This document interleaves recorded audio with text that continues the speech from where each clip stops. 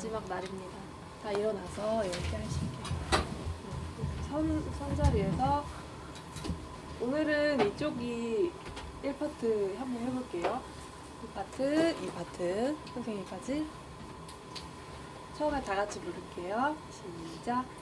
아침 오고 밤은 가네 햇님이 떠올라 하루 여네 아침 오고 아침 오네 밤은 가네 햇님이 떠올라 아침 오네 아침 오네 밤이 가네 햇님이 떠올라 하루 여네. 41초부터 읽겠습니다. 마음의 창조적 힘은 신성에서 받은 힘들을 인간 삶의 바른 행위로 불붙이고 밝히려 가슴 한 가운데서 솟구쳐 오르려 합니다. 마음은 인간의 사랑과 청명 안에서 스스로를 만들어 갑니다. 세상의 눈부신 아름다움은 내 심연의 본성 속 신성을 해방시켜 우주로 솟구쳐 오를 내 안의 신성이 내게서 날개를 가져가 우주의 빛과 온기 안에서 나 자신을 찾아내게 하소서. 다 앉아주세요. 아침에 일어나가지고 갑자기 떠오른 건데요. 이게 조금 일단 그냥 한번 봐두세요. 예쁘게 정교하게 그리면 좀 멋있을 수도 있을 것 같은데.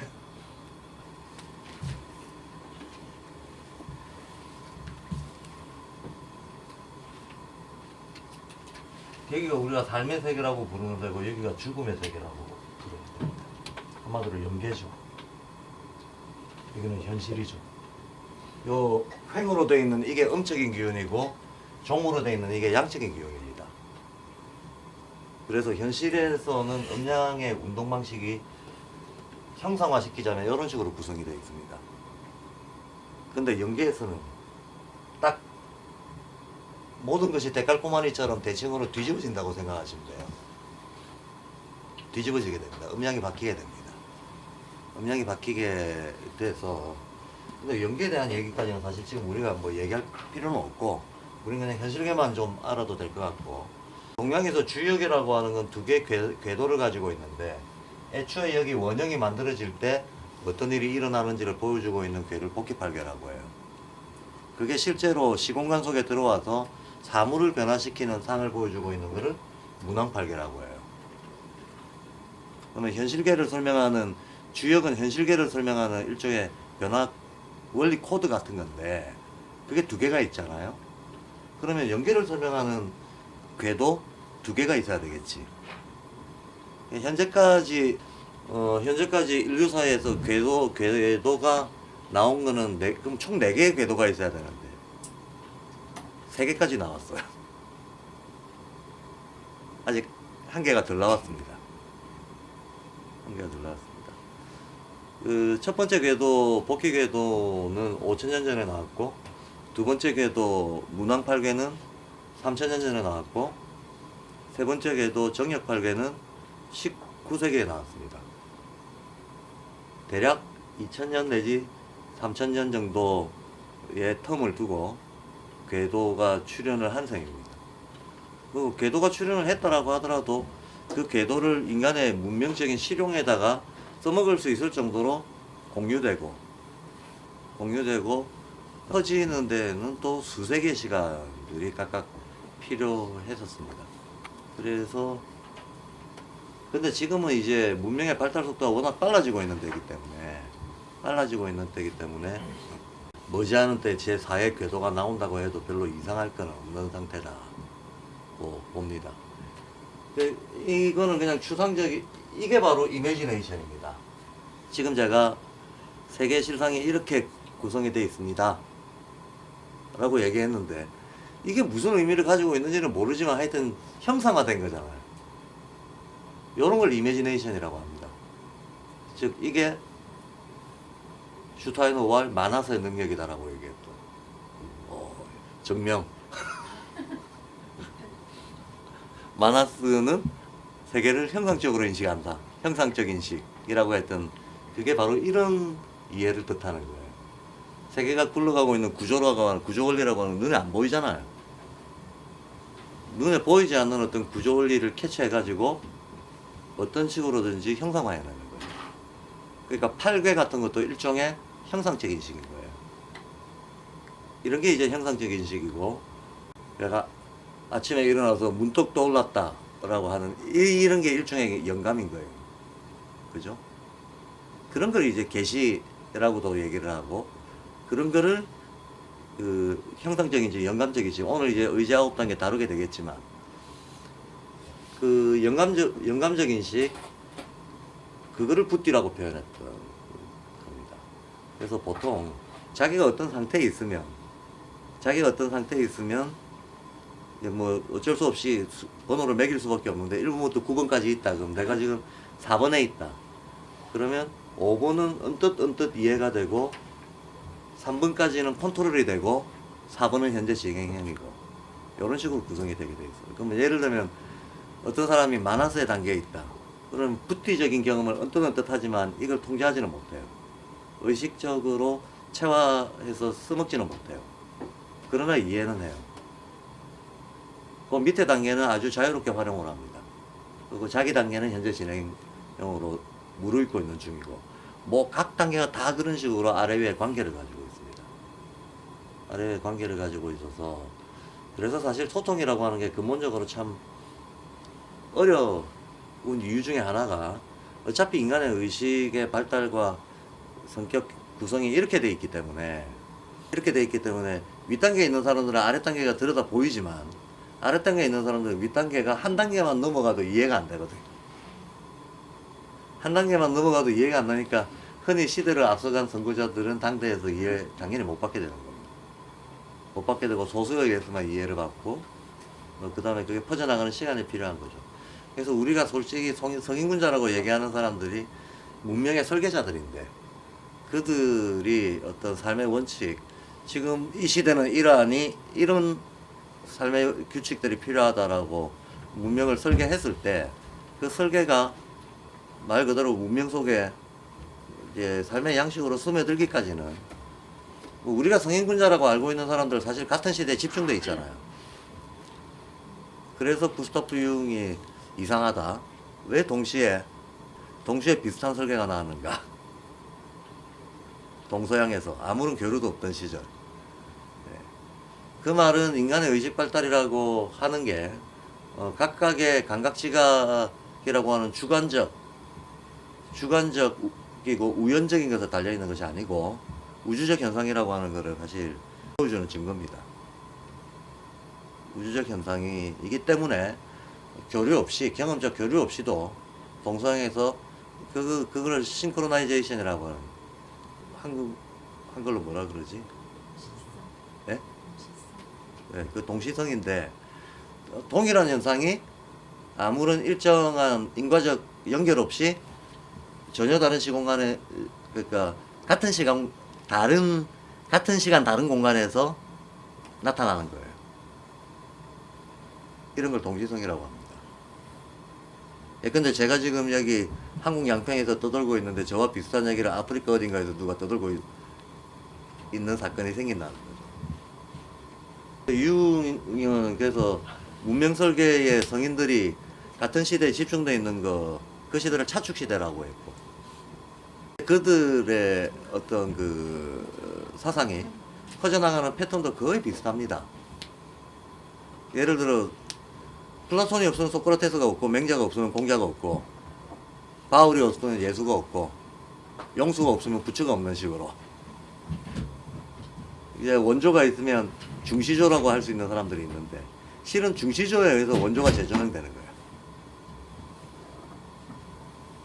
원조 그 자체는 당대는 다 비리비리하게 가다가 중시주의에서 원조가 재조정되면서 대중화되고 이게 문명에서 받아들여지고 하는 과정들. 근데 패턴이 거의 비슷하죠. 패턴이 거의 비슷한데 이거는 간단히 말하면 우리가 봄, 여름, 가을, 겨울 계절의 기운을 볼 때 보통 3단계로 나눠서 보죠. 그걸 본, 중, 말이라고 합니다. 본이라고 하는 게 처음 생겼을 때, 중이라고 하는 게 한참 성장할 때, 말은 그 기운이 무르익을 때를 얘기하는 건데 가장 에너지가 강한 거는 본의 시기예요. 그런데 정작 현상에서 힘이 강하진 않아요. 왜냐하면 본의 시기라고 하는 거는 그 이전에 있던 패러다임을 뚫고 올라오고 있는 초창기이기 때문에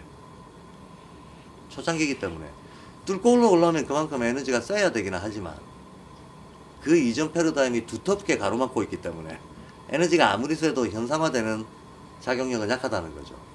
그래 중기 정도 들어가야 이게 확실하게 현상화가 일어나게 되는 거죠. 그러니 시주하고 중시주의 관계가 마치 본과 중의 관계 같은 이런 관계에 있기 때문에 인간의 문명에서도 자연에서도 실은 이런 구조 원리가 같이 돌아간다. 지금 제가 여기 까만 거로 해놓은 거는 음적인 힘입니다. 파란 거로 해놓은 거는 양적인 힘이에요. 그리고 여기가 우리가 동지라고 부르는데 한겨울 중간을 뜻하는 겁니다. 그러면 예컨대 봄이다. 그러면 봄이면 안에서 양이 자라나고는 있으나 여전히 밖에서 두터운 음이 가로막고 있는 시기라는 거죠. 그래서 그 안에 있던 양이 자기 모습을 드러나기 시작하는 건 충분히 지나야 드러나기 시작하는 거예요. 그럼 여름에는 이 양이 바깥으로 현상에서 이제 완전히 드러나죠. 속에 숨어있던 양의 기운들이 바깥으로 드러나 버리는 겁니다. 그런데 추분이 지나면서 다시 음형에 의해서 포위돼 버리는 거예요. 그 양은 수직적인 선형을 가지고 있는 데 비해서 음은 상대적으로 수평적인 선형을 가지고 있는 겁니다. 그리고 우리가 살고 있는 물질적인 세계가 이렇게 구성이 돼 있다면 비물질적인 세계는 완전한 대칭성을 가지고 구성된다고 생각하면 맞아요. 그럼 이걸 딱 겹쳐놓고 음양을 바꿔버리면 되죠. 이걸 딱 겹쳐놓고 음양을 바꿔버리면 그게 바로 우리가 저 지구와 달 사이, 달과 태양 사이의 우주 공간에서 일어나고 있는 거기를 사실은 실제로 연계라고 합니다. 거기를. 연계가 따로 있는 게 아니고 대기권 바깥에 우주 공간입니다. 그 우주 공간에서 일어나고 있는 어떤 운동의 흐름들은 말하자면 형상화하자면 이런 식으로 진행이 될 거다. 그럼 여기에서 여기로 여기에서 여기로 왔다 갔다 순환하는 거 이게 실은 자연이 영원히 자체 동력을 가지고 굴러간다라고 하는 이거를 만약에 조금 더 이렇게 입체화시켜서 본다면 딱 메비우스의 띠 같은 게 나올 거예요. 딱 메비우스의 띠는 알겠다. 이중 메비우스의 띠가 나오겠죠. 우리가 보는 거나 메비우스의 띠 하나를 가지고 만드는 건데 이 두 개를 가지고 겹쳐 만들어야 되겠죠.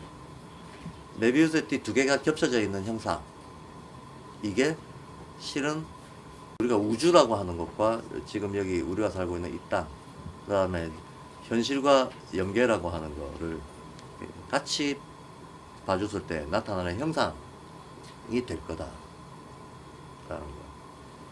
뭔 말인지 느낌은 있으나 그죠? 얘는 뭐 그냥 어떤 이미지에 대한 근데 이 간단해 보이는 형상 안에서 사실은 우리는 지금 슈타이너의 어떤 명제와 개념을 따라가기 급급한 게 현실이지만 만약에 원리적인 이해가 있다 그러면 이해는 말할 것도 없고 슈타이너의 시대적 한계로 인해서 통찰하지 못했던 까지도 우리 시대에 새로 나타난 현상까지도 우리는 훨씬 더 깊고 넓은 추론 이런 거를 사실 저는 해낼 수 있다고 봅니다. 당연히 해낼 수 있는데 뭐 그거는 각 시대마다 과제가 있으니까 사실 수업 진도하고 직접적인 상관은 없는데도 불구하고 제가 개인적으로 새로운 거 알았을 때 되게 기쁜 거 있잖아요. 야 이게 형성화하면 그냥 이렇게 이중 메비우스로 보면 되는구나. 그게 간질간질하게 전부터 머릿속에 맴돌았는데 아침에 띵 하고 떠올라서 야 떠올랐을 때 빨리 떠올랐을 때 퍼뜨려 놓자. 떠올랐을 때 얘기해두자라는 마음이 들어서 진도하고 상관없는 얘기를 먼저 하게 됐습니다. 써먹힐 때가 써먹히게 될 때가 올 겁니다.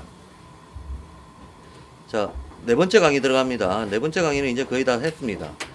거의 다 해서 빨리빨리 진행할 수 있습니다.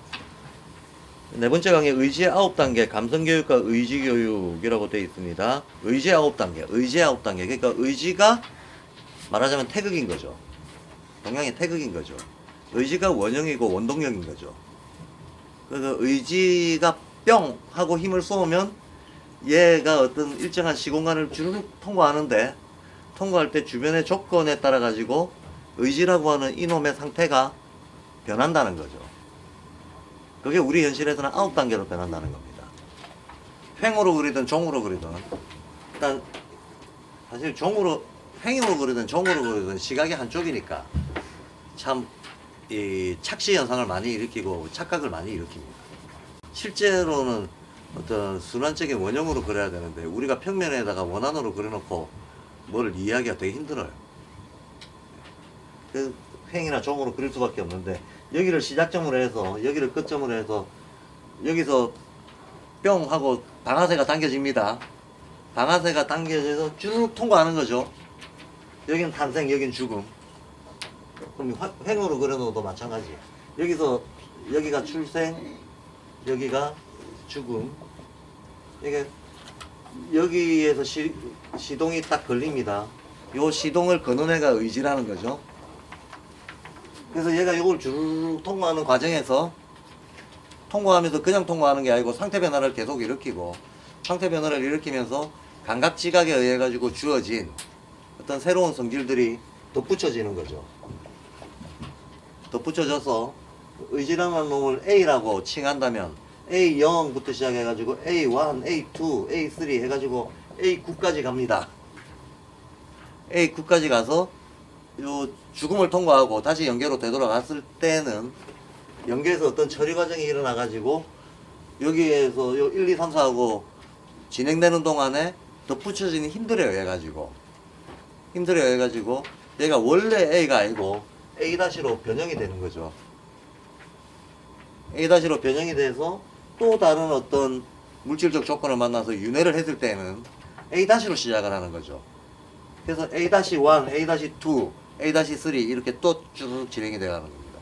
이것이 그러면 A는 A로 끝나냐 하면 그게 아니고 몇 번 반복하다 보면 질이 바뀌어서 A가 B로 전환이 된다, B가 C로 전환이 된다, 이런 일이 이제 길게 보면 일어나는 거죠. 길게 보면 그런 식으로 일어나는 겁니다. 야, 지금 뭐 어마어마한 지금 단위의 얘기를 하니까 완전 믿거나 말거나 얘기가 돼버리는 것 같은데 어쨌든 이렇게 일어납니다. 그래서 스타트 하면 여기에서 1, 2, 3 하고 어떤 요 크게 보면 3단계로 나누는데 이 크게 보면 3단계로 나눈 거에 압축된 진행이 첫 1단계에서도 전체 3단계에 압축되는 게 일어나요. 그럼 우리 신체를 얘기할 때 물질, 에테르, 아스트랄 이렇게 얘기하잖아요. 그러면 전체로 봤을 때도 요게 물질성이 강하고 요게 에테르성이 강하고 요까지는 아스트랄성이 강하다 이렇게 돼야 되는 거예요. 그러니까 여기가 에테르가 주도하는데 에테르는 이미 신체성을 포함하고 있는 거고 여기는 아스트랄이 주도하는데 아스트랄이 이미 요 앞에 그들을 다 포함하는 식이 되는 거죠.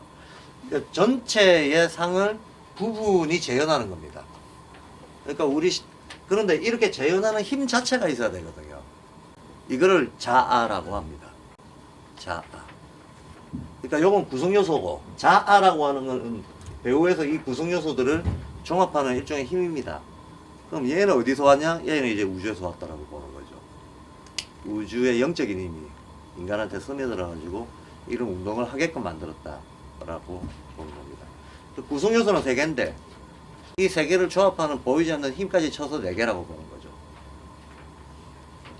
이런 지점에서 우리가 선형적인 논리에 익숙한 사람들은 이게 수학으로 따지자면 고차 방정식으로 넘어가니까 가감 성질에 익숙한 사람들이 방정식 들어가면 헷갈려 버리는 거하고 똑같은 식이에요. 근데 이래서 수학을 열심히 배워야 돼. 수학을 열심히 배워서 미분적분 확률 통계 이런 걸 좀 능숙하게 잘할 수 있으면, 제가 사실 학교 다닐 때 수학 되게 못했는데 고등학교 때 딱 집중해서 수학해가지고 수학이 재밌다는 생각을 했었거든요. 근데 수학자들이 하는 얘기가 어느 레벨에 가고 나면 수학적 발전은 상상력에 달렸다는 얘기를 해요. 수학적 발전은 상상력에 달렸다. 그러니까 엄정한 면도날 같이 엄정한 어떤 계량 논리가 어느 수준에 이르러 가지고는 상상력이 없으면 이 자체가 더 발전을 못해요. 바로 들어가겠습니다. 의지 9단계에 대한 얘기로 들어가겠습니다. 의지, 감성, 사고로 나누면 여기를 의지, 감성, 사고 이렇게 나누죠. 근데 이때 의지는 제가 이제 이번 강의에서 계속 강조했지만, 이때 의지는 인간의 삶을 구성하는 일종의 원동력이라고 하는 걸로 이해를 해야지, 그 인내력, 지구력 이런 거 아니다.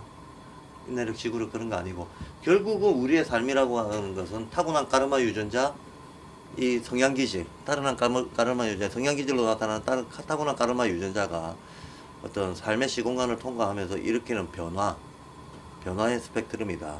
근데 보통 이거를 일반적으로 인간의 일생에서 가능한 단계로 보자면 9단계다라는 거. 그러니까 이게 조심해야 됩니다. 가능한 단계가 9단계라는 거지, 내가 살면서 9단계 이룬다는 보장은 전혀 없죠. 로켓가 추진력이 약하면 올라가다 죽어요. 여기까지 올라가다 죽는 놈도 있고, 여기까지 끝까지 올라가고 죽는 사람도 있겠지만, 실은 인구 숫자로 보자면 시대 평균 발달 단계가 있잖아요. 한 개인처럼 문명도 의식의 성숙 수준이 있을 거 아닙니까? 그러면 어떤 문명 단계에 태어난 사람은 그 시대의 평균 발달 단계까지는 빠르게 발달하겠죠. 왜냐하면 사회문화 교육 제도에 해가지고 집중적으로 쏟아지니까. 그러니까 대한민국이 강가콘 수준이다 그러면 대체로 많은 사람들이 강가콘까지는 다 같이 간다는 거예요. 평균적으로 간다는 겁니다. 근데 그 이상 가는 거는 개별적인 성취와 노력에 달려있는 문제가 되는 거죠.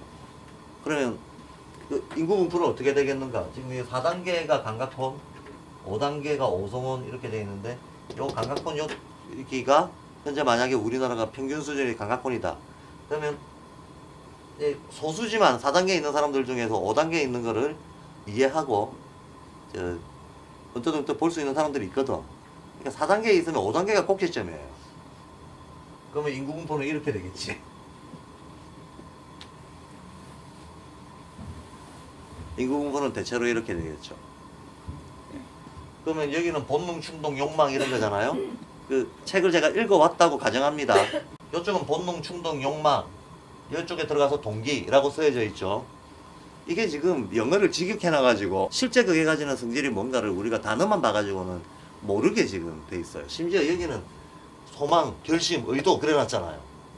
소망, 의도, 결심, 이게 무슨 내용인지 단어만 봐가지고는 알 수가 없게끔 돼 있어요. 요거는 조금 이따 제가 설명하기로 하고요.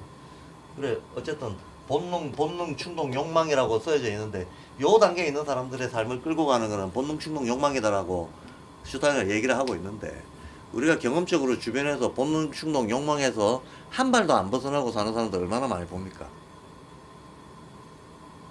등 따시고 배부르면 땡이야 라고 하는 것은, 껍데기는 인간인데 사실은 크게 진화하지 못한 거예요. 등 따시고 배부르면 땡이라고 하는 생존 욕구가 평생에 자기의 주된 관심이었다라고 한다면 그건 감각혼이라고 말하기도 힘든다는 거예요. 최소한 감각혼은 감성적인 신비감은 있어요. 아름다움을 추구하고 뭔가 가치를 추구하는 게 바람직하다는 생각은 있어야 돼. 근데 그런 것도 있고 등 따시고 배부르면 장땡 이라는 사람들도 꽤 있어요. 이 사람들은 실은 이제 감각혼 수준을 못 이룬 사람들이지. 근데 어쨌든 우리 사회가 감각혼이라면 감각혼까지는 갑니다. 하고 그 다음부터는 개별적인 노력에 달리게 되는 거죠. 그래서 사실 현재 한국 사회에서는 오성원을 자유자재로 쓰는 사람들을 만나기가 힘들어요. 오성원을 자유자재로 쓴다는 것은 최소한 개념적 사고가 몸에 배어 있다는 거거든요. 개념적 논리적 사고가 몸에 배어 있고 적어도 공소구비를 뚜렷하고 영역별로 논리가 달라져야 된다라고 하는 것을 어느 정도 자유롭게 구사하는 수준을 얘기하는 거예요. 근데 그게 잘 안 되죠. 그게 잘 안 되니까 제가 팩트 말하면 붕괴를 날린다라고 하는 게 이 영역 구별이 안 되기 때문에. 자, 여하튼 요 정도인데 그러면 이제 근데 서구는 사실 이미 일찌감치 오승훈이라고 하는 거를 사회 평균 수준으로 달성을 했고 의식권을 향해서 달리고 있으니까 지금 오늘 우리가 부러워하는 서구 선진국은 한 요 정도를 가지고 있겠지 대체로. 요 사이의 갭 때문에 우리가 고생을 이렇게 하는 거죠. 자, 그래서 의지에 대한 감성의 관계에 대해서 얘기를 하고 있는데 이렇게 얘기합니다. 의지는 실행된 감성이다. 의지는 실행된 감성이다 라고 얘기합니다. 요런 말 잘 이해를 해야 되는데 감성은 억제된 의지다 라고 얘기합니다. 의지의 요 영역, 의지 영역, 의지, 감성, 사고 이렇게 얘기해 봤을 때 이 의지 영역은 맹목적인 영역이에요. 의지는 주변 조건이 어떻든지 자기를 무조건적으로 드러내려고 하는 힘이거든요. 만약에 가로막는 게 있어가지고 힘으로 못 뚫고 나면 우회전을 해서라도 나가려고 하는 힘입니다. 그러니까 의지는 무조건 발현되려고 하는 에너지입니다. 에너지인데 이게 우리가 타고난 본능 충동이 있다고 해가지고 이거를 아무런 어떤 그 조율 없이 그냥 실현되게끔 하면 여기는 동물의 세계가 돼버리는 거지. 동물의 세계가 돼버리는 거고 인간은 그런 어떤 그 본능 충동 욕망의 조율 과정에서 문명을 만들어 온 거잖아요. 따지고 보면 문명의 제도 문화라고 하는 것들이 다 이것들에 대한 조율 과정이었잖아. 어떻게 개별적인 본능 충동을 조금 더 평화공존 가능하게 규칙을 만들 것인가? 이게 사회화잖아요. 그렇죠? 그리고 이걸 해낼 수 있는 인간의 능력은 마음에 달려 있는 거죠. 감성에 달려 있다는 거예요. 그러니까 의지는 실행된 감성이다라고 하는 것은 근데 요것들 사이가 추타이너가 늘 얘기하지만 이 삼원이 상대적으로 뭐가 주도하는가가 달라질 뿐이지 항상 이게 병렬적 관계가 아니고 항상 뒤섞인다 그러잖아요. 어느 시대 감성으로 인정이 됐던 것, 감성으로 인정이 됐다는 것은 제도 문화가 됐다는 겁니다. 제도 문화가 됐던 것이 그 다음 세대에서는 의지로 타고나는 걸로 작용한다는 거예요. 이건 윤회 논리하고 똑같은 거죠. 내가 이 생에서 쌓은 어떤 걸 가지고 죽었다. 그러면 그 기운까지 더해져서 A-가 돼서 그 다음 생에 또 돌아온다라는 거예요. 이게 바로 역사를 놓고 보면 일종의 문화 전성입니다. 문화 유전자라고 하는 걸로 나타나는 거죠. 전 세대에서는 그게 굉장히 고통스럽게 쌓아 올렸던 어떤 문화가 후세대에서는 자연스럽게 세대적으로 타고나는 것처럼 돼버린다는 거예요. 그래서 의지는 실행된 감성이다. 감성이 이 안에 인간이 그러니까 슈타이너가 하는 말을 우리가 이해하기 그동안 어려웠던 이유 중에 하나가 슈타이너는 삶과 죽음의 순환이라고 하는 그거를 통틀어 놓고 얘기를 하고 있는 거야. 전체 순환을 염두에 두고 계속 얘기를 하고 있어요. 근데 우리는 슈타이너가 까르마 얘기를 한다라고 윤회 얘기를 한다라고 하는 걸 알면서도 여간에서는 이게 전체 순환을 고려해서 생각하는 게 체화되어 있지는 않잖아. 근데 슈타이너의 얘기를 가만히 보면 이 순환 자체를 염두에 두고 계속 얘기를 하고 있는 거예요. 그러면 의지는 실행된 감성이다 라고 하는 거는 이제 감성화됐던 것들이 어떤 과정을 거쳐가지고 또 의지로 들어간다는 얘기입니다. 그럼 감성은 억제된 의지다. 맞죠? 의지는 그냥 막 발휘되려고 하는데 감성은 항상 갈등 조율, 어떠한 양식으로 이것이 표현이 돼야 되는가를 다루고 있는 게 마음의 영역이거든요. 그러니까 마음이라고 하는 거는 어느 정도 금기를 포함할 수밖에 없어요. 적당한 압력, 의지가 가지고 있는 본능적인 충동에 대해서 어떤 압력과 조정 이런 것들을 해낼 수밖에 없습니다. 마음은 또 왜 그런 걸 하느냐? 위에서 사고의 압력을 받고 있잖아요. 즉 반감의 작용을 받고 있잖아요. 마음 영역으로 가면 갈수록 반감이 작용하거든. 그러니까 지 맘대로 못 티나간다는 거예요. 지 맘대로 못 티나가고 일정하게 조율되는 형태를 띠게 되는데 의지가 솟아 올랐을 때 반감에 의해서 조율이 됐을 때 그걸 우리는 감성이라고 한다는 거예요. 이해되시죠? 예. 바로 그 감성이라고 하는 부분이 우리가 제도 문화라고 얘기하는 겁니다. 사회적으로 교육, 문화, 제도 뭐 이런 것들에 의해서 운영되고 있는 인간의 마음이 투영된 당대 질서 의식 뭐 이런 게 감성일 겁니다. 사회적 의식. 그래서 아직 드러나지 않고 영혼 내부에 남겨진 의지가 감성이다. 아직 드러나지 않고 남겨진 의지가 감성이다 라고 얘기하는데, 그 말은 이 감성이라고 하는 것은 의지는 자기를 다 폭발시키고 싶지만 감성은 그거를 어느 정도 억제하고 조정하고 하는 기제라 그랬잖아요. 스트레스 없는 인생은 없죠. 우리가 아무리 자유롭게 지 맘대로 살아라고 해도 인생을 돌아보면 소위 뭐 그걸 정말 못한 사람들은 원한이 남는다 이렇게 되는 거고, 여한이 없다라고 하는 사람들은 상대적으로 드물죠. 여한이 없다라고 하는 사람들은 상대적으로 드물고, 대부분의 사람들은 어쨌든 이 상한선 하한선 사이에서 어느 정도 이루고 어느 정도 아쉽고 한 것들을 가지고 살기 마련입니다. 그래서 의지라고 하는 게 아무리 어떤 원동력이 컸다 하더라도 반감과 사고의 압력 이런 것들 현실적으로는 사회화에 의해 가지고 이 타고난 대로 다 실현하지는 못하는 거죠.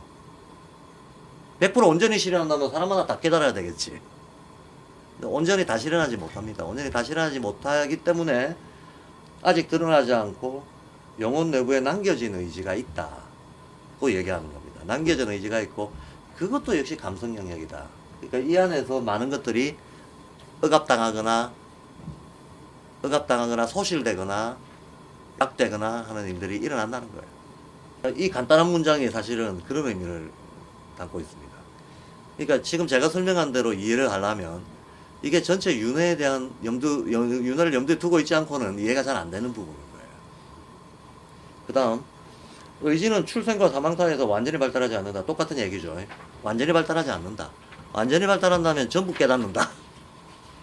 왜냐하면 의지 자체가 스프릿이니까요. 여기에서 온 원형이잖아요. 씨앗이잖아요. 얘가 자기를 완전히 실현한다면, 완전히 실현한다는 것은 다 자각한다는 거예요. 인간적인 양식으로.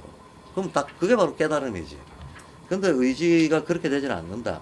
완전히 발달되지는 않는다. 모든 의지 행위로부터 죽음을 넘어서는 연속되는 인간 속에 계속해서 살게 되는 그 나머지가 존재하게 된다. 그러니까 의지는 이 생에 왔을 때 다 발현은 안 돼요. 다만 뭔가 플러스 알파를 가지고 간다는 거예요. 그걸 가지고 다시 죽음의 세계로 들어가게 되는 거다. 그러니까 이 9단계라고 하는 거는 인간으로서 가능한 최대치를 얘기해 놓은 거지. 당연히 누구나 갈 수 있는 게, 누구나 이 단계를 거칠 수 있는 건 아니다. 여기까지의 결론은 그런 겁니다. 그 다음, 2절로 들어가서 9단계 인간 안에서 의지 하면서 이제 우리가 잘 알고 있는 그걸 쭉쭉쭉쭉 얘기하고 있습니다. 여기 물질, 에테르, 아스트랄, 감각폰, 오성은, 의식혼, 그 다음에 영적자, 생명력, 영인. 그냥 이거는 9개 그냥 이해를 해두시면 됩니다. 근데 여기서 하나 중요한 거는, 이거 제 자료집에 있습니다. 자료집에 그 그림에 있는데요. 여기 오성음을 기점으로 해가지고 제가 이게 첫날에 이런 그림 그렸잖아요. 0부터 시작해서 5까지 1, 2, 3, 4 이렇게 가면 마이너스 4, 마이너스 3 이렇게 이해해야 된다고. 데칼코마니처럼 겹쳐지는 거라고. 그럼 이거를 수직선에서 하면 여기를 기준으로 해가지고 데칼코마니처럼 겹쳐지는 거죠. 그래서 요 6번 의식권하고 실은 감각폰하고 상당히 관련이 있어요. 감각폰이 제대로 발달 안 하면 의식권도 제대로 발달 안 한다는 얘기입니다. 마치 12감각이 상호작용하는 것처럼. 그래서 하위감각 4개가 상위감각 4개하고 지친관계에서 상호작용을 보이지 않게 하고 있는 것처럼 의식의 발달 단계도 마찬가지라는 거예요. 꼭지점 찍고 내려가면서 대칭을 이루고 있는 관계라는 겁니다. 그러면 요쪽에 요 영적 자아의 영적 자아라고 하는 것은 변형된 아스트랄. 그럼 변형하는 힘은 뭐냐? 그건 자아. 우주적인 어떤 자아의 힘에 의해서 변형된 아스트랄. 역시 우주적인 자아의 힘에 의해 가지고 여기서 우주적 자아라고 하는 것은 의식에 떠올렸다는 겁니다. 그래서 영적 자아, 즉 영계의 첫 단계를 마나스라고도 하고, 우리 번역해 놓으면 영적 자아가 되지만 저쪽 말로는 신지학 개념으로 마나스라고 하잖아요. 형상적인 식을 가지고 있는 마나스. 형상적인 식을 가지고 있는 마나스라고 하는 존재들이 가지고 있는 능력은 뭐냐면 우리는 지금 에테르니 아스트랄이 이런 거를 의식에 못 떠올리잖아요. 의식에 못 떠올리죠. 가령 어떤 여기 지금 흐르고 있는 감정, 기분, 사람들이 쏟아내고 있는 정신적인 힘의 분위기, 성질 이런 것들이 말하자면 아스트랄입니다. 그 아스트랄을 일목요연하게 눈에 보듯이 볼 수 있는 능력이 우리한테 없다는 거예요. 근데 마나스들은 아스트랄을 본다는 거예요. 아스트랄을 본다. 보기 때문에 형상화 해낼 수가 있게 되는 겁니다. 이해가 되시죠? 세계의 어떤 양적인 힘들이 아까 제가 그렸던 그림처럼 음양이 지금 보니까 음은 상대적으로 수평으로 양은 상대적으로 수직으로 움직이면서 이런 관계로 서로 교차하고 있네요 라고 얘기한 거는 제가 자연의 에테르나 아스트랄이 돌아다니는 걸 형상하는 거잖아요. 마나스들은 그 능력이 있다는 거예요. 아스트랄을 본다. 이해가 되시죠? 그러니까 앞으로 근데 선생님은 어느 단계십니까? 질문 4절. 근데 이걸 보는 사람은 마나스 정도 돼서 아스트랄이 보인다 라고 자기가 감지가 되는 사람은 그 위에 에테르도 언뜻언뜻 보긴 해요. 근데 아스트랄은 자기가 체화해 가지고 다룰 수가 있는데 마나스는 에테르는 이해는 하지만 다룰 수는 없는 이런 단계가 되는 거죠. 그런 식으로 아래 윗 단계가 관계를 맺게 됩니다. 그러면 당연하게도 생명력은 뭡니까? 왜 생명력이라고 하느냐? 에테르가 생명의 원동력이잖아요. 에테르가. 그럼 생명력이라고 하는 거는 생명의 원동력인 에테르를 이해하고 컨트롤할 수 있는 능력이 있다는 뜻이에요. 에테르를 그래서 그럼 거꾸로 얘기하면 자 이런 것도 가능하죠. 아카시아 연대기 아직 보신 분도 있고 안 보신 분도 있지만 인간이 양성이 생긴 거는 달기에 와서 생겼다 그래요. 달기에서 아스트랄 능력이 집중적으로 증폭이 됐다라고 하는데 그 전까지는 에테르가 그 세계를 이끌어가는 주도적인 힘이었단 말이죠. 그럼 인간도 에테르의 기운이 넘치는 인간형이지 아스트랄 기운은 별로 없단 말이야. 이때는 지금 성해 분리도 안 돼 있는 상태인 거고 성해 분리도 안 돼 있는 상태인 건데 아카시아 연대기에 슈타이너가 딱 이렇게 얘기하고 있습니다. 바로 그때 인종을 레무리아 인종이라고 하는데 레무리아 인종들은 주변의 동식물들하고 직접 소통할 뿐만 아니라 그들의 생명력을 공유하고 있었다 그래요. 에테르를 다룰 수 있었다 그래요. 에테르를 다룰 수 있었다. 그게 무슨 말이냐? 장풍을 쏜다 이런 거죠. 생명의 원기에 해당하는 거를 자기가 실제로 그거 중심으로 살고 있기 때문에 자유자재로 다룰 수 있는 자들이었다. 이게 어찌 보면 굉장히 고도한 능력인 것 같지만 또 어찌 보면 굉장히 원시적인 능력이에요. 사실 그래요. 우리가 동물들을 봐도 마찬가지입니다. 동물들은 어떤 면에서 보면 초능력자들이잖아. 걔들은 우리보다 후각이 수만 배 발달되어 있잖아요. 초능력 아닙니까? 우리 입장에서 보면. 근데 그뿐인 거지. 걔들은 그뿐인 거지. 그걸 의식화해서 우리처럼 도구로도 전환시키고 논리로도 전환시키고 이게 안 되는 거지 동물들은. 네. 근데 만약에 우리 인간이 의식과 도구의 어떤 이런 기술들이 이토록이나 발달했는데도 불구하고 동시에 동물들이 가지고 있는 그런 능력을 가진다. 아 이러니까 갑자기 넷마블이 여기서 나왔나? 맞잖아요. 막 스파이더맨 이런 거. 넷마블 같은 상상력이 구현이 되는 거죠. 이런 문명적이고 고도의 의식을 가지고 있으면서 동시에 그 에테르 능력을 가진다 그러면 스파이더맨이 나오는 거지. 이해가 되시죠? 그러니까 생명력은 스파이더맨.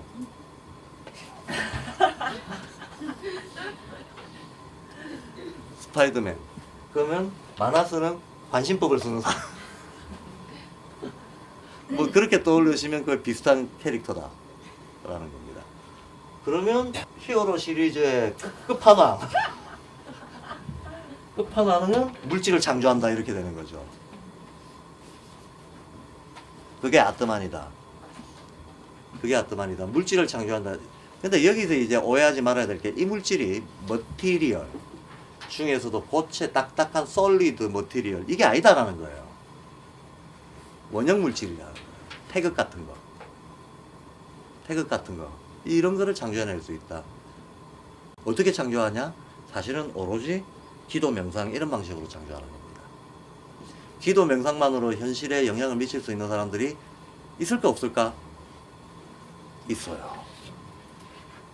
기도와 명상만으로 현실의 힘의 흐름에 큰 영향을 미치는 사람들이 각 시대마다 있습니다.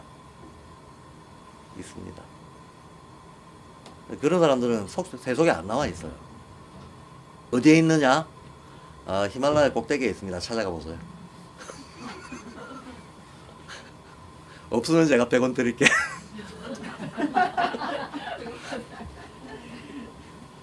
제가 농담 반 진담반으로 하는데 진짜로는 진담입니다. 그런 사람이 있어요. 그런 사람이 있습니다. 슈타이너도 사실은 그런 선인의 제자 노릇을 한동안 했던 겁니다. 거기에서 슈타이너 사상이 대폭, 지금 슈타이너 자서전이 나왔다고 어제 제가 얘기를 들었는데 뭐라고 쓰여져 있는지 모르겠습니다. 근데 어제 저한테 자서전을 읽었다는 분이 그런데 자기의 자세한 수행기가 안 나와 있더라 그래요. 어떤 과정으로 공부했는지 안 나와 있더라. 그거는 저는 안 봐서 모르겠는데 슈타이너가 자서전을 쓰다 말았다는 얘기인지 아니면 번역자가 자서전을 번역하다 말았다는 얘기인지 모르겠는데 하여튼 중간에 뭐 작업이 끊겨가지고 그런 것 같다라고 얘기를 하시던데 근데 그거는 뭐 슈타이너의 정기적인 정보에 따르면 명확합니다. 슈타이너가 1894년도에 자유의 철학을 쓰고 그리고 1897년도인가 8년도에 니체가 죽어요. 니체가 죽기 전까지는 니체 자료 정리하는 거, 니체 죽음 전후로는 니체 병원 찾아다니고 니체 죽고 나서 니체 유고 정리하는 작업을 합니다. 그러고 나서 어디에 들어가는 거면 신지학회에 들어가요. 19세기 말에 완전히 이제 1898년 고쯤 돼가지고 신지학회에 들어가는데 신지학이 종교통합운동이었잖아요. 근데 신지학회에 들어가고 나서 1906년 정도 되면 신지학회를 탈퇴해요. 1906년 이후에 슈타이너의 어떤 그 강연이나 저작물들이 완전히 탈퇴 환골에 있어요. 그럼 신지학회에 있는 동안 이 사람의 사상이 확 한번 업그레이드가 됐다는 얘기죠. 그럼 신지학회의 대표적인 인물이 누구냐 하면 우리가 대중적으로 잘 알고 있는 사람들은 크리슈나무르티예요. 크리슈나무르티 같은 사람들이 대중적으로 알려진 사람들인데 신지학회에 흔히 이제 그런 것 쪽으로 조금 공부해 본 사람들이 뭐 애니 베산트니 뭐 리더버튼이 이런 사람들 얘기를 많이 들어봅니다. 근데 바츠키니 이런 사람들이 많이 알려진 사람들입니다. 근데 이 사람들이 내부의 정신적 스승으로 모시고 있던 사람이 한 명 있어요. 그 사람은 일본의 선승입니다. 선승. 어쨌든 문헌에 기록된 바로는 그 사람 이름은 후쿠야마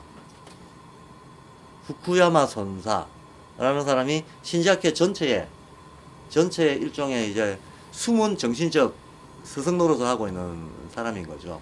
제가 이거는 크리슈나무르티가 10대 때 스승의 발 아래서라고 하는 짧은 어떤 에세이를 써요. 거기에서 후쿠야마 선사라고 하는 실명 거론을 해요. 그 후쿠야마 선사는 에베레스트에 있대.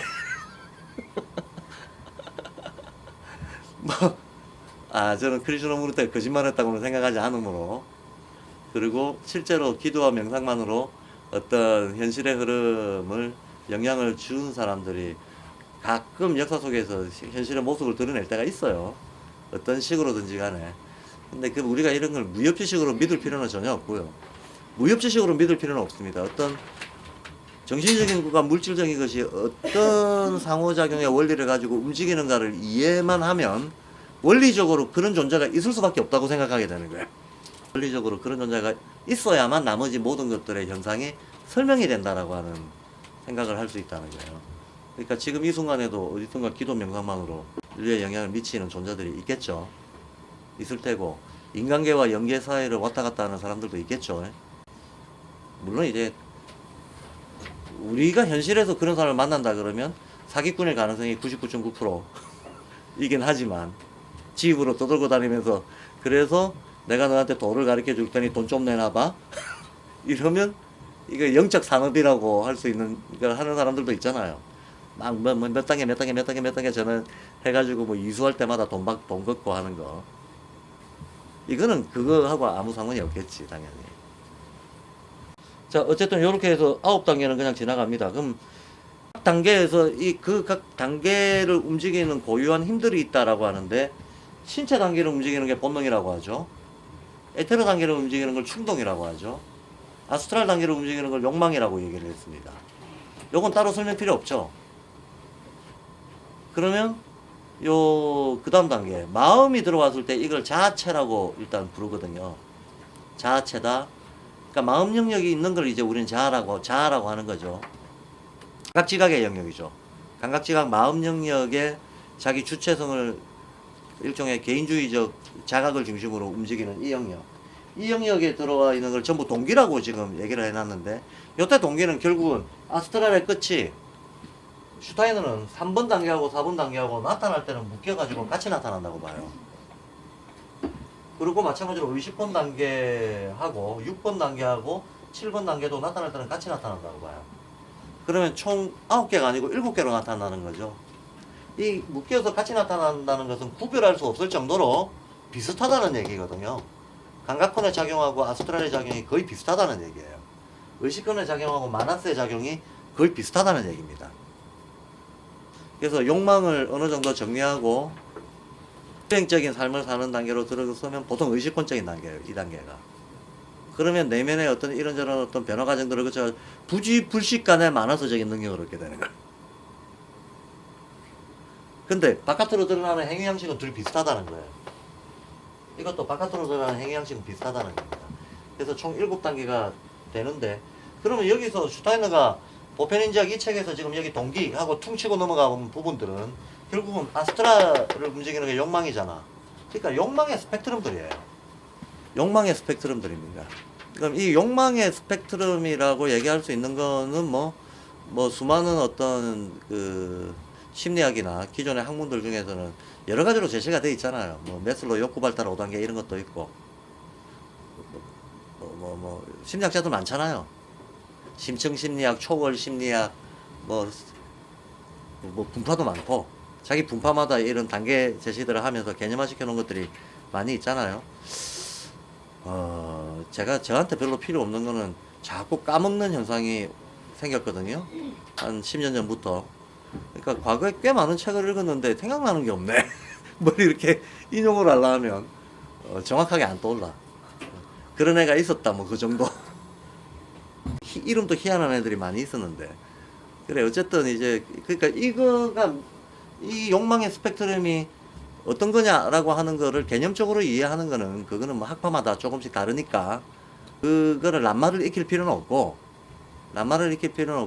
우리가 가장 상식적으로 많이 알고 있는 거는 그리고 마음에 딱 와닿는 것은 한 3개 정도로 나누는 걸로 충분합니다. 물욕, 권력욕, 명예욕이잖아. 물욕, 권력욕, 명예욕. 요것도 의식의 발달 단계하고 딱 순차적으로 연결되어 있다는 거 아시겠죠? 물욕은 가장 직물적입니다. 직접적으로 눈에 보이는 것들을 취하려고 하는 겁니다. 반대로 권력욕이라고 하는 건 어제도 잠깐 얘기했지만 마음을 잡으려고 하는 거예요. 보이지 않는 걸 잡으려고 하는 겁니다. 명예욕이라고 하는 건 시간을 초월하려고 하는 거예요. 물질적 소득 없어도 좋다. 남이 몰라줘도 좋다. 그러나 호랑이가 가죽 남기듯이 나는 이름을 남기고 싶다. 이게 명예욕이잖아요. 요것도 에고의 작용이긴 하지만 그래도 우리가 명예욕이 있는 사람은 최소한 염치는 있잖아. 자기 이름을 더럽히고 싶지 않을 거 아니야.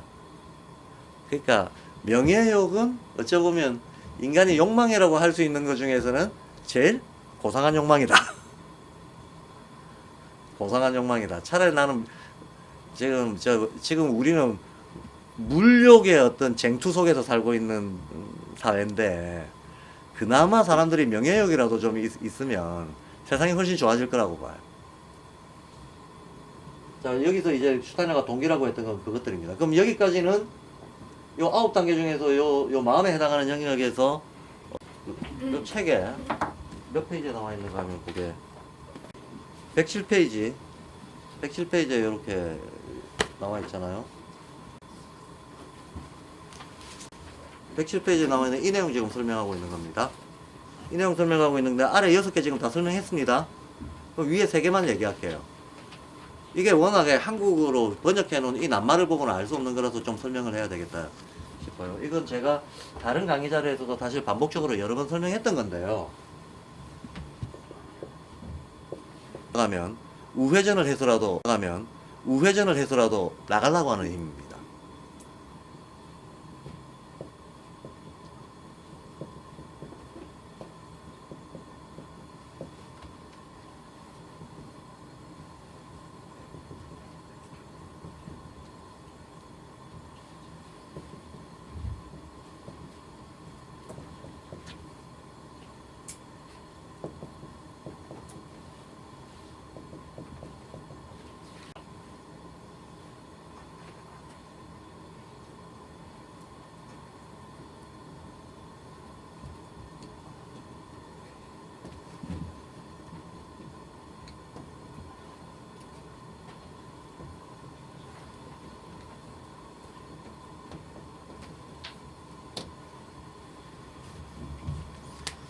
반복적으로 설명했던 건데 이제 영적 자아라고 하는 이 단계의 의식을 가지고 있는 주체의 어떤 행위 동기는 위시다 이런 거죠. 이 사람이 가지고 있는 능력은 이런 능력이고 이 사람이 움직이는 행위 동기는 이런 동기에 의해서 움직인다 이런 거거든요. 그러면 위시 이걸 지금 소망이라고 번역을 해놓은 거죠. 소망이라고 번역을 했는데 그럼 욕망하고 뭐가 다르냐 이거죠. 욕망하고 뭐가 다르냐 이런 거죠. 소망이 욕망하고 뭐가 다르냐. 근데 이거는 이제 한문으로 얘기하자면 우리가 왜 소명의식을 가진다 그런 얘기하죠. 소명의식을 가진다라고 하는 것은 지천명 하듯이 천명이나 소명이나 같은 의미로 우리가 사용을 하죠.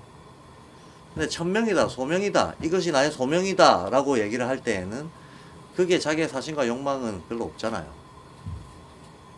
자기의 어떤 현실적인 어떤 이해득실에서 피해를 보더라도 혹은 억압을 받더라도 그런 어떤 이해득실을 따지지 않고 이 생에서 내가 할 과제라고 생각한다 이런 의미로 사용하잖아요. 소망이라고 하는 거를. 한마디로 현실적 보상과 대가를 바라지 않는 행위를 하겠다는 거잖아요. 그게 나는 이걸 소명이라고 생각합니다의 실제적인 내용이란 말이죠. 그 소명의식을 위시라고 합니다. 그걸 위시라고 합니다. 왜 그러냐? 위시라고 하는 거는 야 이게 또 만국 공통 파자 나간다 또. 제가 훈민정음을 좀 공부했더니 그냥 만국어가 파자가 되네. 위시로 시작되는 영어 단어 떠올려보세요. 윌도 있고 윌도 맹목적이죠. 조건 상관없죠. 또 근데 이게 퍼져나가는 거를 연상하면서 해보면 위시퍼 위시가 퍼져나간다. 위시퍼 아니면 WI로 시작되는 것 중에 대표적인 거는 윈드. 예. 그 다음에 위스덤, 와이즈 이런 것들이죠. 와이즈 이런 것들이 하나같이 개별적인 욕망 이런 거에서 벗어나 있는 것들. 특히 중요한 거는 위스퍼 휘파람이잖아요. 속삭인다는 것도 되고 윈드는 바람이잖아요. 바람이다, 휘파람이다 이런 것들은 뭡니까? 어디 한 군데 머물지 않는 게 특징이죠. 머물지 않는다 라고 하는 겁니다. 한 군데 머물지 않는다, 집착이 없다 라는 거죠. 집착이 없다라고 하는 것은 어떤 조건화된 거래 이런 걸로부터 벗어나 있다는 겁니다. 그러니까 I want라고 하는 것도 있고 I wish라고 하는 것도 있는데 실제로 말의 쓰임새를 보면 I want라고 하는 것은 에고를 중심으로 해서 나의 바람이 이것이니까 너는 나에게 뭐를 달라는 거래가 들어가 있어요. 내가 너한테 뭐 하기를 바란다. 뭐 하기를 바란다? 그럼 나는 뭘 해줄게가 가로치고 있다는 거예요. 가로치고 있는 상태가 want라고 하는 단어로 표현되는 거다. 근데 wish라고 할 때는 그런 용법으로 쓰이지 않아요. I wish you 메리 크리스마스. 그럼 네가 메리 크리스마스가 된다고 내가 좋고 나쁘고 할 게 뭐가 있겠어요? 나한테 아무것도 오는 거 없지만 네가 그렇게 되기를 아무런 보상과 대가와 거래와 계산 없이 바라는 거. 그런 바람이 있잖아요. 근데 대부분의 바람은 사실은 암묵적으로 욕망 수준에서의 바람이라고 하는 것은 암묵적으로 이미 거래를 생각하고 있는 겁니다. 그래서 누군가가 난 너만 사랑해 그럼 도망가야 돼요. 도망가야 됩니다. 그건 이제 아래 단계에서 그런 일이 일어나면, 그죠? 강력한 집착은 강력한 보상을 요구하는 거기 때문에 피곤해집니다. 강력한 집착은 강력한 보상을 요구한다. 그래서 그런 어떤 대부분의 인간의 심리라고 하는 건 기브 앤 테이크 논리로 이루어지게 돼 있는데, 사회적 논리는 기브 앤 테이크 논리고 종교적인 논리는 사실은 무조건적 논리잖아요. 그래서 종교적 의미의 정의하고 사회적 의미의 정의는 정의의 정의가 다르거든요. 사회적 의미의 정의라고 하는 건 기브 앤 테이크의 공정성을 갖추는 겁니다. 눈에는 눈, 이에는 이. 내가 10개 주면 10개 받고 이런 겁니다. 100개 주면 100개 받고. 여기에서 채권 관계가 생기기 시작하면 그건 어쨌든 심리적인 평가지만 원래 사회적인 길티라고 하는 거의 어근은 채무자라는 뜻이에요. 채무자라는 뜻인데, 이게 그러니까 옛 사람들은 공정성, 주고받는 거에 어떤 기계적 균형, 이게 정의라고 생각하기 때문에 여기서 불균형이 생각했다 그러면 이게 잘못됐다고 보는 거죠. 균형을 맞춰야 된다고 보는 거죠. 여기에서 모든 법의 기본 원리들이 나오는 겁니다. 그래서 사회적인 형평성, 공정성, 이거를 정의라고 보는데, 모든 종교에서는 거꾸로 이런 거 생각하면 벌써 죄에 빠진다 그래요. 종교는 무조건성을 추구하죠. 그러니까 예수님은 오른손이 하는 일을 왼손이 모르게 해라 그래요. 모르게 해라, 기도할 때 혼자 해라. 그 말이 전부 다 네가 하는 어떤 행위도 다른 타인의 눈을 의식해서 하거나 인정받기를 원하거나, 인정받기 원한다는 것은 보상을 원한다는 거예요.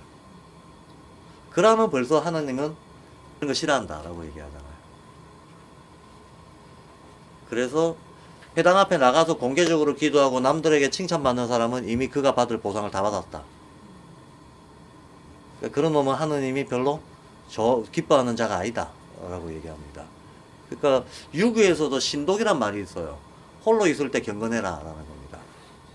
그러니까 이게 다 타인의 어떤 평가라든지 사회적 고려 이런 거 하지 말라는 얘기거든요. 그거하고 상관없이 자기 안에 홀로 완성되는 것을 높여가라는 얘기거든요. 그건 기독교나 유교나 뭐 어떤 고등종교도 다 똑같은 얘기를 하고 있어요. 불교에서는 무주상보시라는 말을 하잖아요. 무주상보시. 보시는 베푸는 건데, 베푼다는 상에 머물지 말고 베푸는 게 무주상보시예요. 내가 어떤 사람들한테 뭘 해줬는데 내가 너한테 이 정도 해줬다는 생각을 갖는 순간 내가 얘한테 이만큼이나 해줬는데 얘 나한테 이만큼 안 해주네. 그럼 이제 섭섭한 마음이 동시에 따라 나가는 거죠. 서운한 마음이. 근데 그 베푼다는 생각도 없이 베풀면 보상받을 생각을 안 하는 거죠. 부모가 자식한테 본능적으로 젖물리는 거는 무주상 보시겠죠.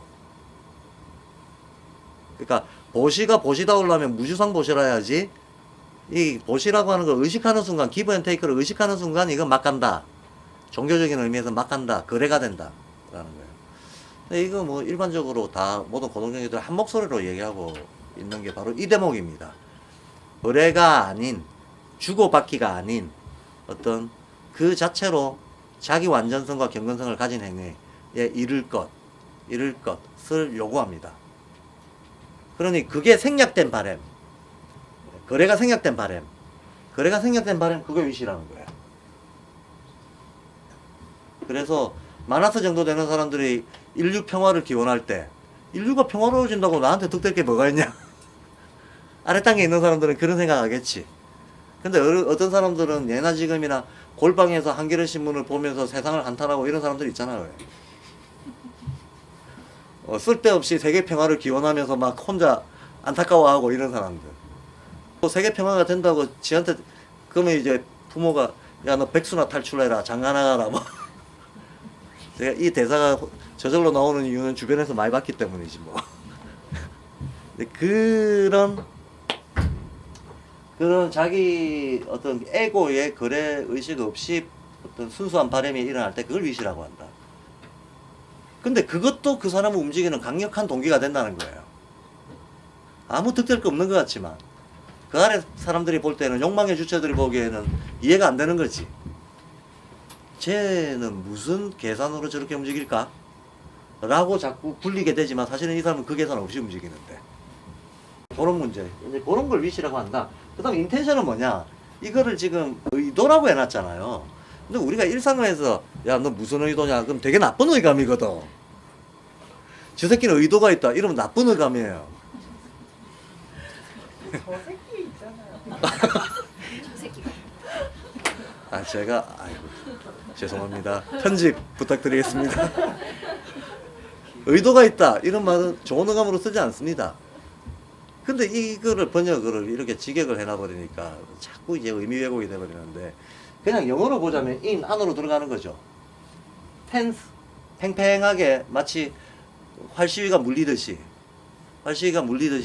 팽팽하게 어떤 격을 갖추는 걸 텐션이라고 합니다. 그러면 자, 어떤 사람이 저도요 이제 내가 욕망을 벗어나서 어떤 대가 없는 소망을 가지는 정도의 사람이 됐다라고 쳐, 이게 양심적인 인간이 된 거죠. 인류 공용의 양심 이런 거를 이제 체화한 사람이 있다고 칩시다. 그럼에도 불구하고 이 사람이 언제나 구체적인 행위 선택에서는 완전히 쑥 벗어나 있는 게 아니잖아요, 모든 걸. 예컨대 어떤 사람이 나는 욕망을 벗어났다 그러는데 목에 칼을 딱 들이대면 아이고 살려주세요 이럴 수 있죠. 얼마든지 나는 욕망을 벗어났다 그러는데 파산 신고서가 날라온다든가 이러면 그 앞에서 벌벌 떨 수 있죠. 얼마든지 그럴 수 있는 겁니다. 그러니까 이것도 단계가 있는 거죠. 욕망을 벗어나는 것도 한 방에 뿅 하고 벗어나는 게 아니고 단계가 있는 겁니다. 아무리 어떤 내면의 양심이 살아난 사람이라 하더라도 전반적인 행위의 경향성은 바뀌지만 그 정도는 다 다르다는 거예요. 그 정도는 다를 수밖에 없다. 각자의 또 삶의 조건이나 관계성에 따라 가지고는 다를 수밖에 없다. 그러니까 우리가 어떤 사람한테 어떤 완벽이나 완전을 요구한다는 건 사실 폭력입니다. 완벽이나 완전을 기준으로 누구를 비난하거나 비판하거나 하는 것도 당연히 폭력이죠. 그러니까 그런 건 불가능하다는 거를 예수님이 얘기했잖아요. 네 눈에 대들보를 좀 봐라 그러고. 들보가 있는 놈이 지들보는 그들의 생각 안 하고 완벽이나 완전을 가정해놓고 뭐 이러니 저러니 하는 짓을 하지 말라는 얘기인데, 어쨌든 인텐션이라고 하는 것은 지금 이 위시라고 하는 것도 실은 요거는 의식권에서 막 올라온 단계잖아요. 의식권하고 묶여있는 단계잖아요. 아직까지는 말하자면 정화라고 하는 수준에서 보면 정화도가 낮은 거야. 정화도가 한 단계 더 올라가면 내면에 완전히 딱 자리 잡게 되는 그런 수준이 있다는 거예요. 그게 인텐션입니다. 그 말은 무슨 말이냐 하면 의지가 맹목적이라 그랬잖아요. 인텐션 정도 되면 맹목적이 되는 거죠. 맹목적이라고 하는 것은 생각이 없다는 뜻이 아니고 조건에 구애받지 않고 그렇게 돼버린다는 거예요. 쉽게 말하면 목에 칼이 들어와도 눈 하나 깜짝 안 하고 뭐 이런 걸 보여준 사람이 있죠. 공자가 논어에 보면 재밌는 일화가 있습니다.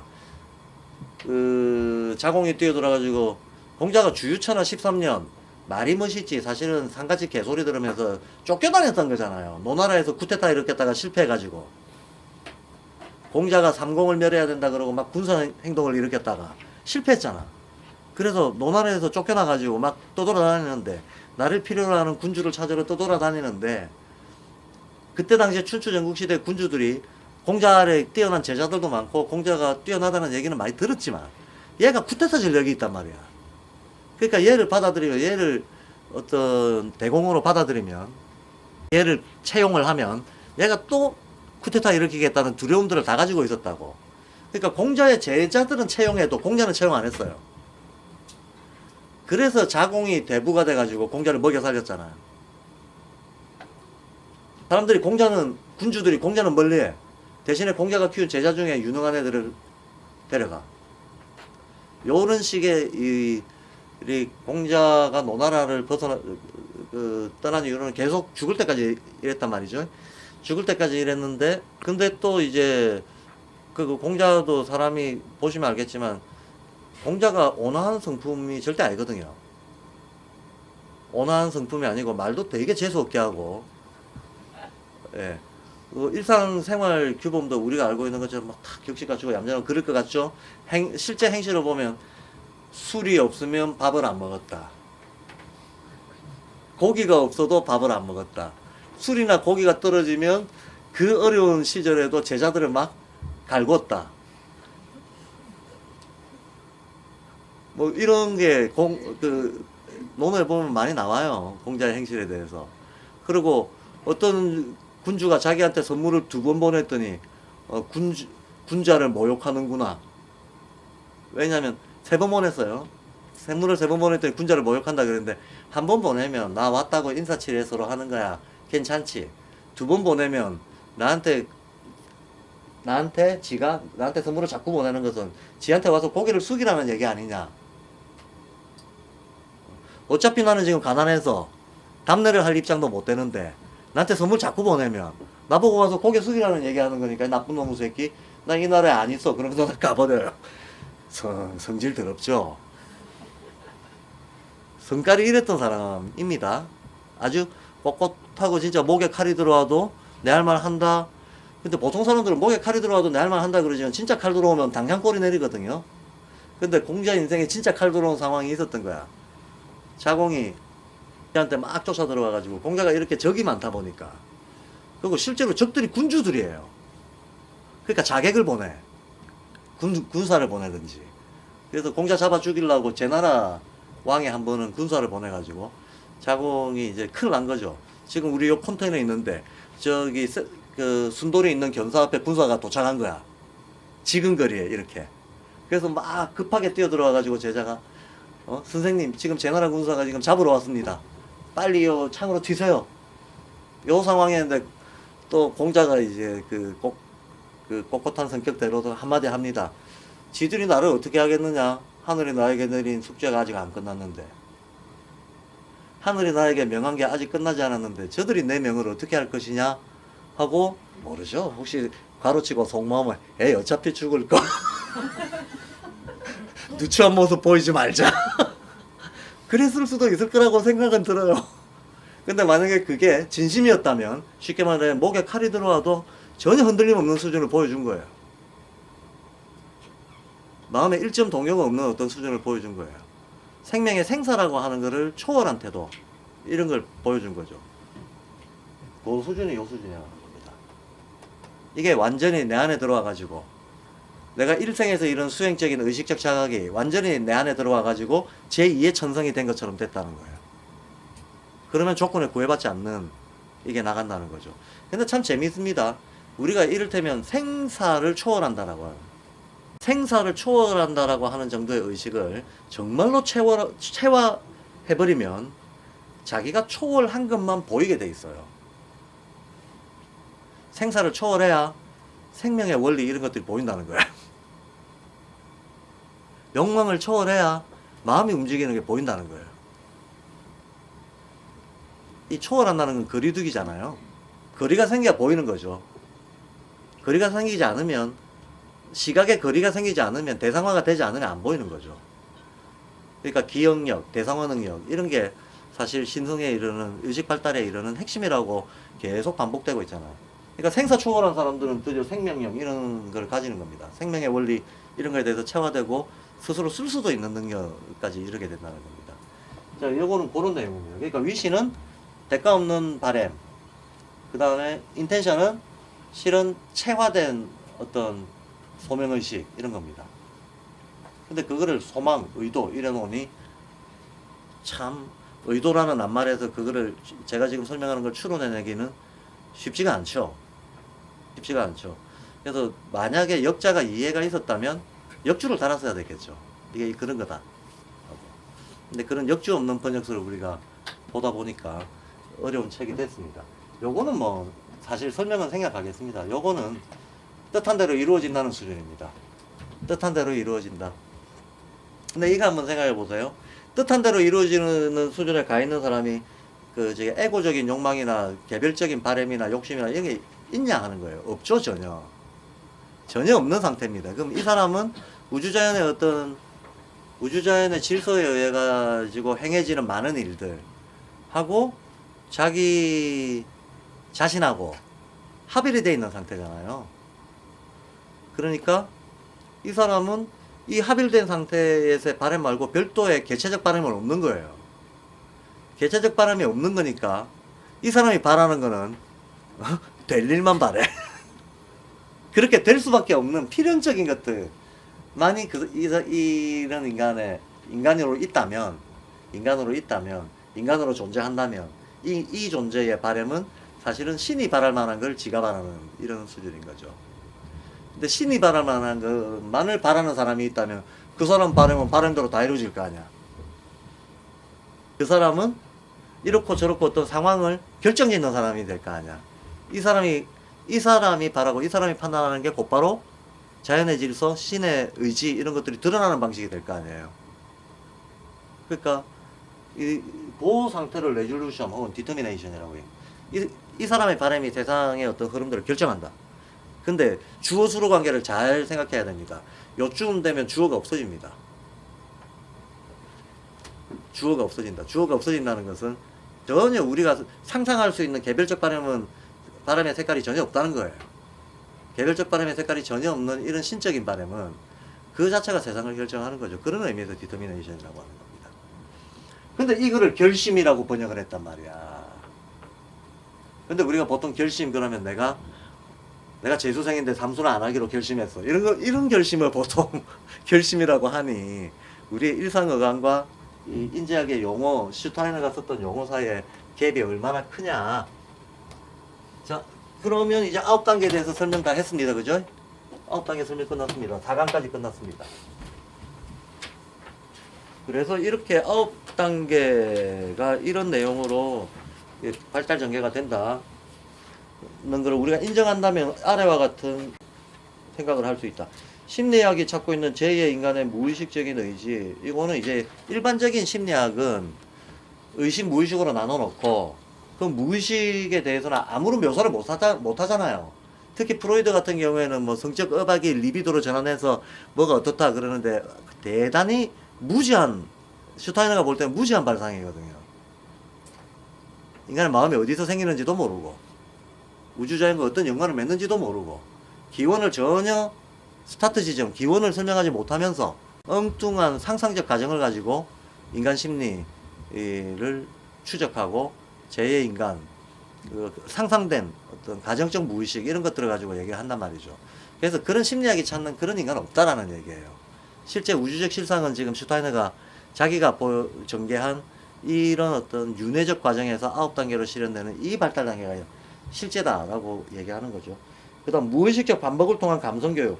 요 장은 제목 자체가 좀 중요합니다. 보세요. 반복을 통해서 감성교육이라고 얘기하잖아요. 이게 평소에 발도르프 학교들에서 많이 지금 놓치고 있는 부분이 바로 이 부분인데 우리는 어떤 반복행위하는 걸 자꾸 의지교육이라고 그래요. 의지교육이라고 합니다. 근데 조금 엄정하게 쓴다면 의지는 교육되는 게 아니죠. 의지는 타고난 본능인데 어떻게 교육이 돼요? 단지 의지는 잠재력인데 우리는 이 의지를 자꾸 자극할 수는 있어요. 어떤 과정을 통해서 자극을 하면 뭔가 힘이 깨어납니다. 깨어난 이걸 감성이라고 하는 거예요. 그리고 사회적 과정에서 조율하는 것은 이 감성을 조율하는 거지. 의지 그 자체는 건드릴 수 있는 게 아니야. 의지를 자극한다는 표현을 쓸 수 있겠지만 깨어나기를 자극한다. 즉 감성화시킨다는 거죠. 그래서 의지의 감성화 이것이 교육이다라고 슈타이너가 이 책에서 분명히 얘기하고 있습니다. 여기서도 보시겠지만 무의식적 반복을 통한 감성교육이라고 하잖아요. 그러니까 사실 수공유하고 목공하고 반복적인 어떤 패턴을 계속하는 어떤 그 활동들이 있다 하더라도 이걸 보통 대개 발도르프 학교에서 의지교육이라 그래요. 근데 말을 정확하게 쓰는 건 진짜 중요하거든요. 왜냐하면 우리가 일상의감대로 오해한 내용으로 용어를 굳혀놓고 사용하면 의식이 거기에 고착이 돼요. 네, 그러다 보면 좀 더 복합적인 상황 판단을 해야 될 때 당연히 오판이 나가게 되어 있습니다. 그래서 앞으로 저는 우리 학교를 비롯해서 발도르프계에서는 내부적으로 의지교육이라는 말을 쓰지 말자라고 말하고 싶어요. 이러면 의지를 교육한다고 대부분 생각하게 됩니다. 근데 의지는 교육 대상이 아니다는 거예요. 여기서도 무의식적 반복을 하는 것이 감성을 깨우는 거다라고 얘기를 합니다. 자, 여기 보면 의식적인 반복은 근데 또 고유한 의지적 자극을 기른다라고 되어 있거든요. 자, 잘 보세요. 무의식적 반복은 감성을 깨우고 의식적 반복은 의지를 자극한다. 이렇게 말했거든요. 그러면 앞에 거는 됐죠. 무의식적 반복하는 게 감성을 깨운다. 당연하죠. 왜냐하면 감각이라고 하는 것 자체가 반복을 해야 능력이 살아나거든요. 감각이 발달하는 과정 자체가 필수적으로 반복을 요구를 한단 말이지. 그러니까 감각을 깨우면 감각의 기능이 감성적인 인식이기 때문에 감각을 반복 훈련을 통해 가지고 감각을 깨우면 감성화가 빨리 진행이 됩니다. 그러니까 반복 훈련은 감성을 깨우는 거죠, 한마디로. 근데 그 뒤에 나오는 문장, 완전히 의식적인 반복은 고유한 의지적 자극을 기른다고 했습니다. 요건 또 뭐냐, 완전히 의식적인 반복, 완전히 의식적이라고 하는 건 깨어있는 상태를 얘기하는 거겠죠. 게임 상태, 내가 자각하고 있다는 거예요. 게임 상태라고 하는 것은 벌써 의지, 감성, 사고에서는 사고의 작용이잖아요. 사고의 작용이고, 그런 깨어있는, 자각하고 있는 상태에서 의식적으로 뭔가를 반복한다. 그건 스피릿이잖아요. 이 작용 자체가 스피리추얼한 액션이잖아요. 깨어있는 상태에서 반복하는 거. 당연히 의지도 스피리추얼이잖아요. 스피릿이잖아요. 예. 자, 다시 한번. 의지는 무자각한 스피릿입니다. 사고는 자각한 스피릿입니다. 그러니까 자각한 스피릿 상태에서 어떤 거를 의식적으로 반복한다 그러면 무자각 스피릿도 당연히 강화가 되겠죠. 당연히 강화가 되겠죠. 그리고 제가 아까도 얘기했지만 슈타이너는 텀을 이 생에서만 놓고 보고 있지 않아요. 다음 생까지 보고 있습니다. 내가 지금 어떤 마나스나 부띠 단계에 이르러 가지고 그 상태에서 의식적으로 어떤 행위를 막 반복을 했어요. 그러면 이 사람이 죽고 나서 그 다음에 되돌아오는 의지가 얼마나 그 의지 속에 이 행위에서 생겨난 어떤 힘의 성질들이 얼마나 강화되어 있겠습니까? 그래서 항상 슈타이너가 의지, 감성, 사고 관계 얘기할 때는 이 윤회를 염두에 두고 얘기한다는 것을 고려해야 됩니다. 그래서 완전히 의식적 자극은 다시 의지를 자극한다. 이거는 서로가 스프릿이기 때문에 통한다는 겁니다.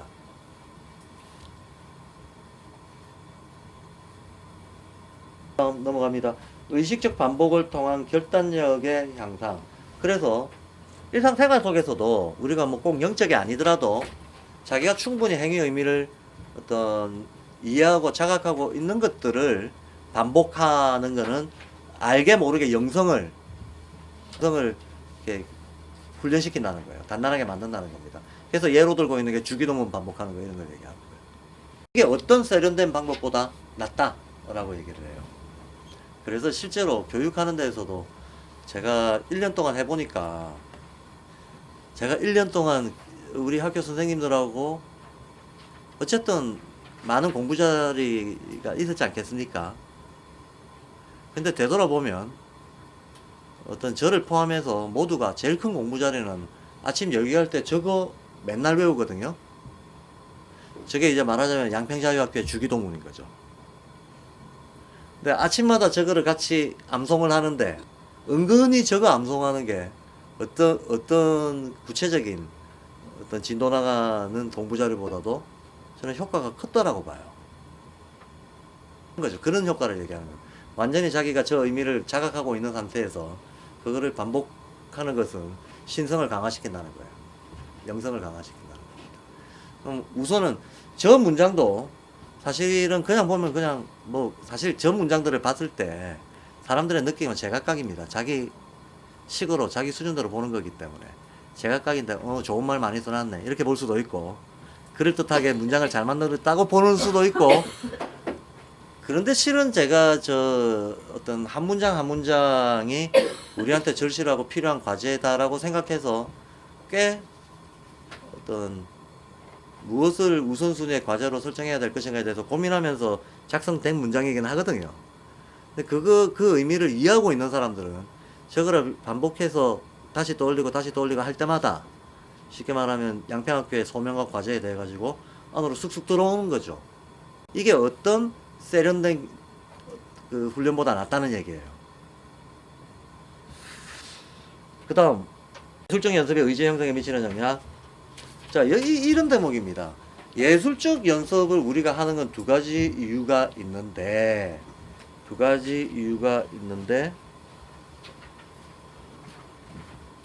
첫 번째 이유는 그 자체가 반복을 유도한대요. 예술적인 연습은 그 자체가 반복을 유도한대요. 맞죠? 저도 요즘 최근 1년 사이에, 저를 아시는 분들이 다 알지만 1년 사이에 기타가 부쩍 늘었죠. 기타 연주가. 뭐나 얼마나 여기에 시간을 많이 들였겠습니까? 사실 한 곡을 어느 정도 내가 연주하는 내가 즐길 수 있을 정도로 한 곡을 연주하려면 수백 번 쳐야 돼요. 수백 번이지 수천 번이지 세는 거를 까먹을 정도로 쳐야 돼요. 그러니까 정말 연주자들은 같은 곡을 평생을 통해 가지고 20년을 연주했다, 그런 곡도 또 저 공연 있으면 또 연습하잖아요. 수천 번 수만 번 반복하는 거죠. 수천 번 수만 번 반복을 해가지고 능숙지경에 이르게 되는데, 예술적인 연습은 이 반복이 가능한데, 사실 모든 게 반복이 굉장히 중요합니다. 우리가 주입식 암기 교육 나쁘다고 하는데 물론 나쁘죠. 나쁜 이유는 주입식 암기 그 자체가 자, 주입식 할 때 강제 주입이라는 게 문제가 되는 거예요. 원하지 않는데 강제 주입이라고 하는 게, 비자발적 주입이라고 하는 게 문제가 돼요. 주입을 했다는 게 문제가 되는 게 아니고, 비자발적, 그 다음에 적절한 시기가 아닌 때, 이런 조건을 지키지 않고 강압적으로 부적절한 때 주입을 했다는 게 문제가 되는 겁니다. 그게 문제가 되지, 주입 암기 그 자체는 주입 암기를 통하지 않고 학습할 수 있는 방법이 없어. 그렇잖아요. 공부를 조금 해보신 분들은 알지만 뭔가를 통째로 암기하고 있을 때 효과가 대단하다는 거 알잖아요. 제가 영어 1점 무식인 상태에서 고등학교 들어가가지고 한 학기를 지나고 나서 맨날 뭐 10점 20점 막 찍어서 맞추고 몇 점 받고 이러다가 안 되겠다 싶어서 택했던 방법이 통째로 암기하는 방법이었어요. 그래서 왜 등문 종합 영어에 장문 독해 이런 거 있잖아요. 그거를 몇 개 골라가지고 통째로 암기를 해버렸어요. 그랬더니 놀라운 효과가 발생하더라고. 시험을 딱 보는데 다음 중 틀린 것은 1, 2, 3, 4 넣으면 3번 틀렸네 하고 딱 바로 알아내는데 이유는 몰라요. 왜 틀렸는지 이유는 모르는데 내가 정확한 문장을 많이 배우고 있으니까 그 문장의 분위기에 안 맞는 문장이 있는 거야.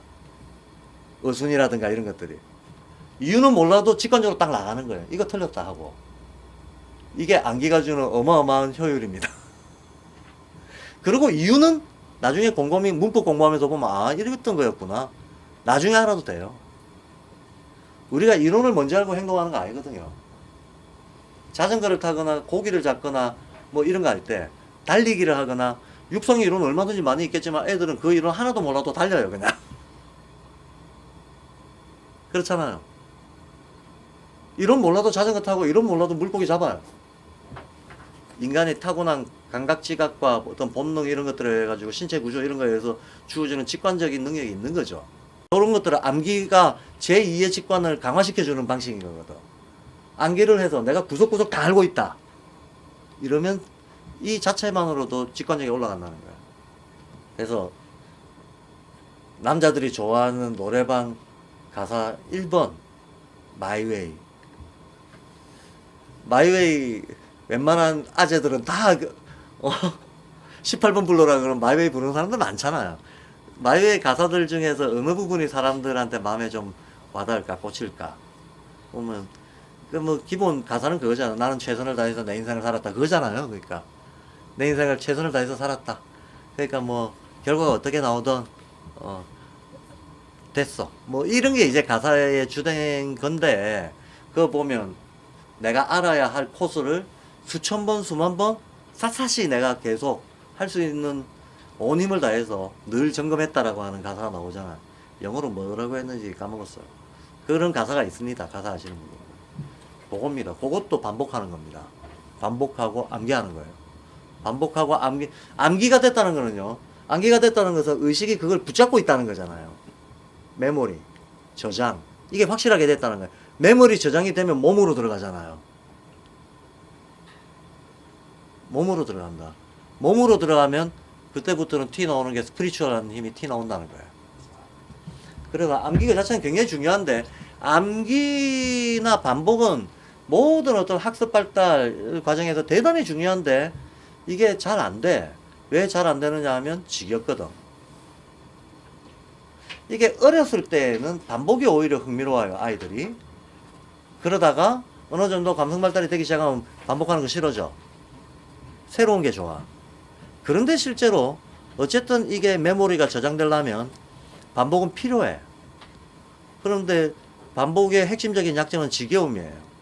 이 지겨움을 좀 커버해 줄 수 있는 게 즐거움이 있어야지 반복이.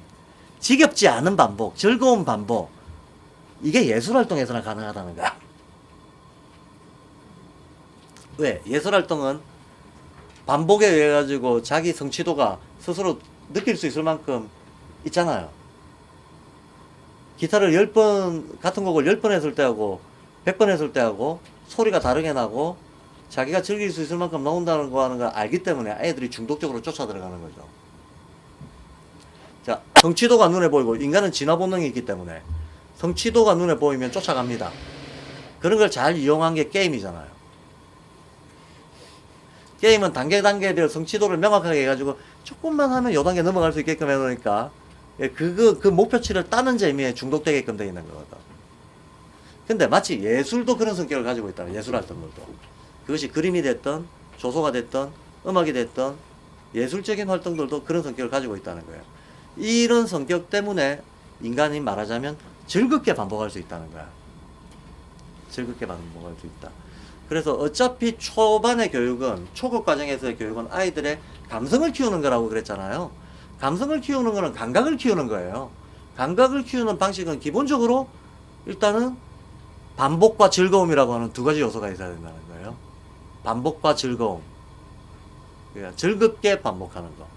그러니 즐겁게 반복할 수 있는 거는 대체로 형태적으로는 놀이나 예술활동이 되게 되는 거죠.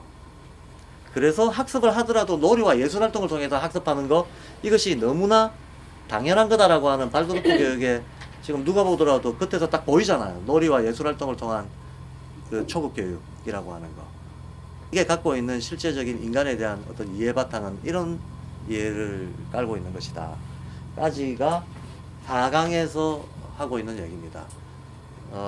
오늘 지금 5강은 못했는데 5강은 뭐 크게 중요한 내용이 나오고 있지는 않고 앞에 있었던 것들을 결론적으로 좀 매듭을 지으면서 좀 추가적인 설명을 더하고 있는 정도의 장입니다.